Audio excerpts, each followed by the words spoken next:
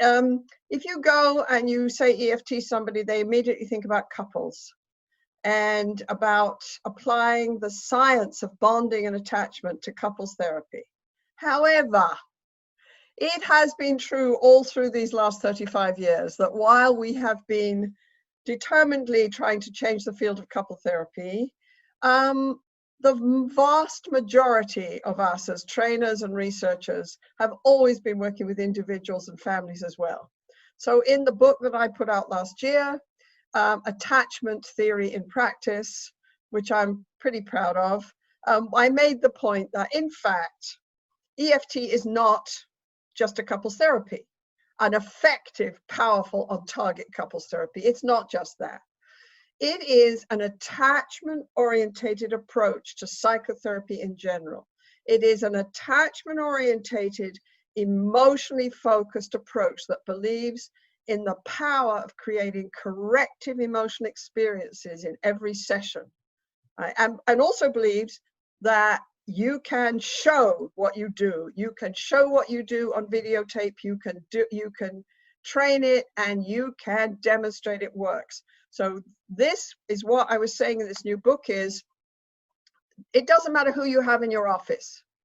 If you have the map to emotions and longings and vulnerabilities, if you have the map given by attachment science, it doesn't matter whether you have an individual in your office suffering from anxiety and depression or PTSD, whether you have a distressed couple where they're just distressed, or where one person might be suffering from depression, or whether you have a distressed family, you still have a map for people's inner emotions, for what goes wrong, and also what is most wonderful about attachment science, for exactly what you need to do to put it right.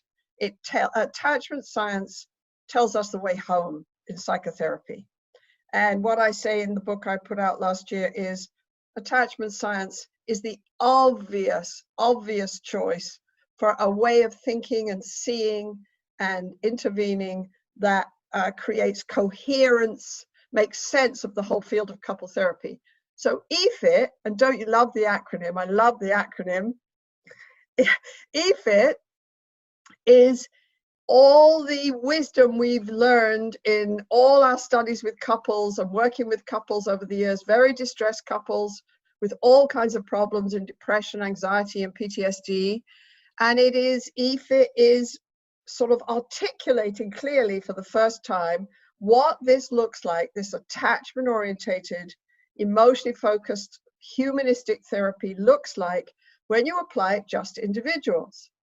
And of course, it's amazingly similar to EFT for couples, but it's also kind of a twist. It's like getting your head around a corner, and saying, hey, wait a minute, you can use the same skills. Hey, wait a minute, you can use the same core interventions, which have grown in EFT in the last few years. They're not the same as we were putting out. We've sort of found more efficient ways to describe them, I think, in the last few years. You can use the same interventions, the same way of seeing, but this time you have an individual in your office. So, for example, you have my client who has an eating disorder and extreme debilitating anxiety in my office. And I'm doing the same things with her as I would do in EFT for couples. I've got a non-pathologizing, accepting orientated Rogerian view of what's going on with her. I help her move into her emotions. She says to me, the real problem isn't my eating disorder. The real problem is I wake up every morning in a mess of anxiety, and I spend all my day planning every single social interaction I'm going to have during the day, right? And we talk about that. And she said, the main problem in my life as we go into her emotions is I'm alone, alone, alone. I'm always alone. And even when I'm with people, I feel alone because I'm hiding. And I say, yes. And I say, and of course it's an EFT. So I say, and do you feel safe here? Do you have to hide with me? And she tears and she says, no, you see me. I say, good. So we go and we do what we do in EFT. We help her take her into her emotions, make friends with her emotions, get her emotional balance. And then, as we always do, and we've learned to do in couples, we take her into the core primal dramas that have her decide who she is and what life's about. We take her into the drama that's always going on in her head with her mother. We take her into the drama that's always going on in her head with little 6-year-old Mary. Little 6-year-old Mary, who's always saying to her, you can call, no one will come, no one ever did. You're alone in the dark, you're alone in the dark. You have to prepare for the worst all the time, prepare for the worst. And when I take her in, I help her shift her emotions so that they're clearer and they're more manageable. And then I take her into these scenarios. I say, close your eyes. Can you close your eyes? And can you see little tiny Mary? And can you hear her calling and saying, I'm alone in the dark, I'm alone in the dark? And she says, yes. And she cries for her, right? And I hold her hand and we cry for Mary. And then I say, what would you like to tell her? As the big Mary who did survive, the one who came and found me, the one who's sitting in my office doing brilliant work, the one who's, able to talk to me about all these things with such clarity. What would you like to say to her? And she says, I'd like to say to her, you're scared, but Sue says everybody's scared. You're scared and it's okay. You're strong and I'm here now. I've grown up. I'm here and I can do it and I can understand and I'm going to hold you. I say, good. Could you have this image of picking her up and holding her to your chest? And she says, yes. And I say, what does that feel like? And she says, oh, it feels like I've put this huge weight down, this weight that's been on me all my life. So we create these powerful corrective emotion experiences, just like we did with couples and we can do with families.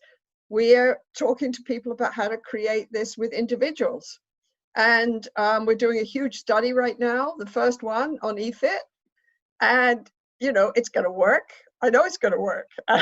And I'm used to my studies working because I think it's because I'm so passionate about what I do. And so are all the therapists. And, I expect the therapists to come out of their office in this study and do what I saw all my therapists do in the couple studies, which is come out of the office and go, yes. Okay, like it's exhilarating.